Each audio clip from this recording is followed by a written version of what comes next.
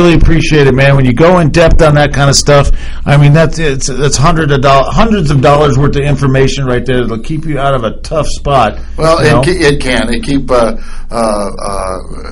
keep your parts fresh, keep things running the way they ought to, and working the way they ought to. So that when you get on the motorcycle, turn the key on and punch that button. I mean, we're not doing it with our leg, at least not all the time. I do obviously on my chopper, but. Yeah. When you punch that button, that it'll start, and it keeps your old lady from having to push. Well, and you made a good point. Why go through all the hassle of building a bike and spending all the time and money and effort into that, and have some little piece of shit 29-cent part sink your battleship? That's right. There's nothing stupider than sitting out in the middle of nowhere going, if only I had put a new battery cable on this. Yeah, I spent $300 on chrome handlebars, but I didn't buy a battery cable. Yeah. And sometimes in building bikes, we have a tendency to, I know I do this too, man. I start getting into that style stuff and starting, what's it look like, or is it going to be pretty, and is this going to do that, and la la la la la, and I just sort of go, and I'll just wire it up like a piece of shit, that sort of a deal. So it's important to go for the little stuff. I think that getting into a starter like that for people who haven't worked on a thing like that before gives you the opportunity to get in and kind of almost get dirty with it without actually doing it. Gives you a chance to look inside there. So next time you have a problem, I mean, let's face it, once again, the Harley is the world's largest lawnmower, and, it's a simple machine. All of the systems on a Harley are simple. Even the most down and dirty mechanics will tell you most of this is simple shit. So, when you get inside that starter, man, there's an armature, there's some, there's bearings, there's all the normal stuff. It's not rocket science, so if you get comfortable with it, you can become a pretty decent mechanic of your own right. I can't emphasize, especially on things like starters, you get into the low end of a motor, might be a little bit different story. Yeah, but I got to tell you, when it comes to things like starters, solenoids, brake calipers, which is coming up, by the way. Yeah, good. Front and rear brake systems are going to do both master cylinders and wheel calipers. But I can't emphasize enough, folks, don't be afraid of this stuff. None of it's rocket science. Get in there. Pay attention to how it comes apart.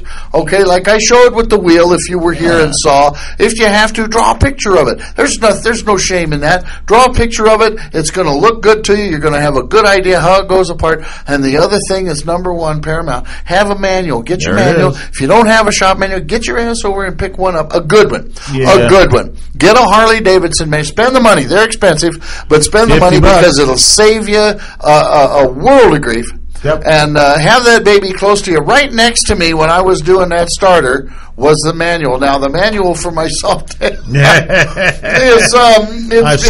well used. But it was right there. All of the stuff about the starter was there. And the only thing you have to rely on past that is your knowledge of basic skills. Pressing bearings on and off, techniques like that. What's the best way to do it? How to set it up right and this and that. I'm very fortunate I have one of the most capable guys I know, and my friend Little John, who's more than willing to step in and say, here, Dave, let me show you how to do that. And I tell you, that's half the battle right there, is having the right tools and a guy who knows how to use them. Sure. If you got to, and I tell you will not screw anything up as bad as if you try to use the wrong tools on this stuff. Boy. How many times have you seen a guy going after like a giant nut with a plumbing tool or something, and you just go, buddy, all you're going to do is shred everything up and make a mess. That's right. And speaking toward that end, we did decide before we signed off on this, or right after we did, to come back, and we're going to go ahead and we're going to press that bearing off of the shaft of that starter. Let's roll that tape, guys.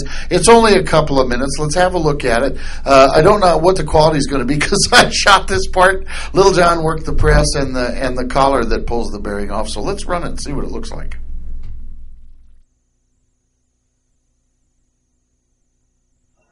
Okay, we decided while we're here, we're going to go ahead and pull a bearing off of the armature on this starter motor and show you how to do that. It's a simple little tool, but I don't know, sometimes some folks won't know much how to do with it or what to do with it. But this will pop this bearing right off of the shaft.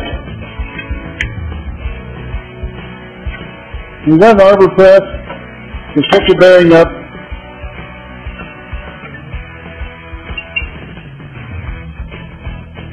Yeah, just come down and just pop it a little bit, and it's going to drop right out of there for you.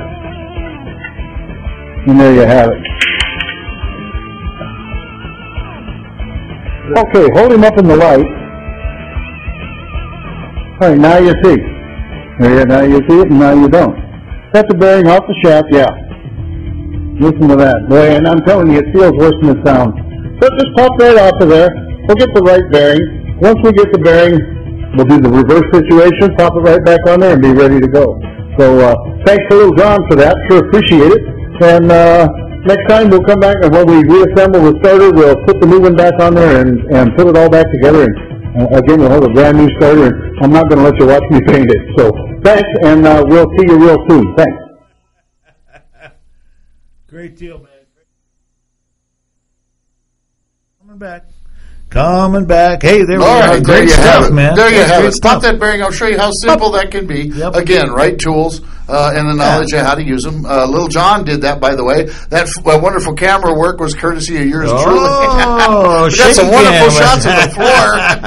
I'm not any more of a cameraman than I am a painter. And like I said, I'm going to get over there next week. We're going to put this starter back together. I'll show you how it all goes back together the same way we did this one. And be a nice little piece. We'll get an idea. And we got a lot more coming up with it. So I will not allow you to watch me paint the damn thing all that time. I refuse to do that. You mentioned about that camera thing. There's a story, I forget whose family it was in, but an older lady going to a funeral. She was given the video camera, and later on they went to watch the video that she shot, and it was nothing but radical swinging movements of anything. And the bride said, "Grandma, what'd you do?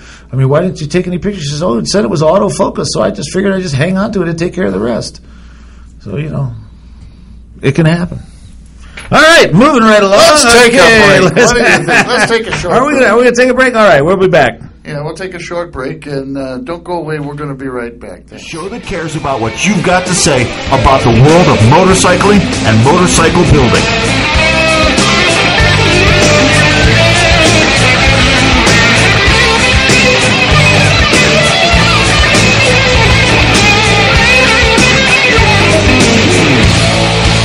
Oh, I've got a helmet. I got a beauty. Honey, we need to talk.